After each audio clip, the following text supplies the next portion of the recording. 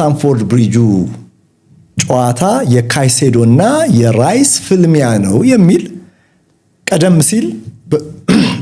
ቀደም ባሉት ቀናት ብዙ የተወራለት ጉዳይ ነበር። ካይሴዶ ከራይስ ግን ጨዋታውን ተመልክታችሁ ካይሴዶ ከራይስ ነበር ወይ መሃል ሜዳ ላይ የነበረው ፍልሚያ? እስቲ ይህን ቪዲዮ የምትመለከቱ ምን ትላላችሁ? በአንድ ላንድ ፍልሚያዎች እስከ 38ኛው ደቂቃ ላይ ካይሴዶ በቀይ እስከሚወጣ ድረስ 1v1 ብዙ ይገናኙ የነበሩት ካይሴዶ እና ራይስ ነበሩ ወይ? ሁለቱም በወቅቱ የመሃል ሜዳ ብቃታቸው የተለያየ ሚና ቢኖራቸው 6 እና 8 6 ካይሴዶ ነው፣ 8 ቁጥር ደግሞ ራይስ ነው። እና በአብዛኛው ደግሞ በአርሰናል ራይስ የሚጫወተው በ8 ነው እንጂ በ6 አይደለም በአብዛኛው። ካይሴዶ ግን ሁሌ 6 ነው። ሁሌ ተከላካይ አማካኝ ነው። ለተከላካዮቹ ቅርብ ሆኖ ነው የሚጫወተው። ሁሌ ዲስትሮየር ነምበር 6 ሆኖ ነው የሚጫወተው። እና ካይሴዶ በ84 ጨዋታ ይሄንን ጋዜጣ ተመልከቱት። በ84 ጨዋታ 112 ኢንተርሴፕት አድርጓል። ራይስ በ85 ጨዋታ 78 ኢንተርሴፕት አድርጓል።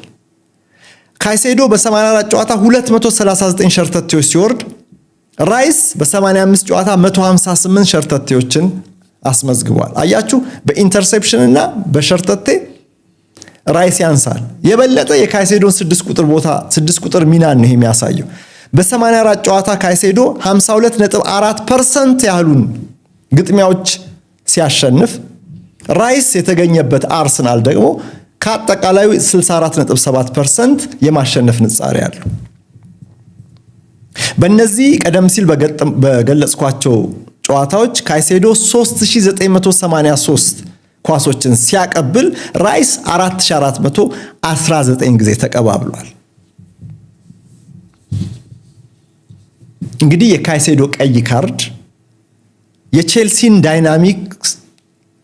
የቼልሲን ዳይናሚክስ ቀይሮታል ያሉት አሰልጣኝ ኤንዞ ማሬስካ ይሄን ያህል አስፈላጊ ተጫዋች ስለሆነ ነው። ቅድም አንድ አድማጭ ተመልካች እንደጻፈው አይደለም፣ አስፈላጊ ቁልፍ ተጫዋች ነው።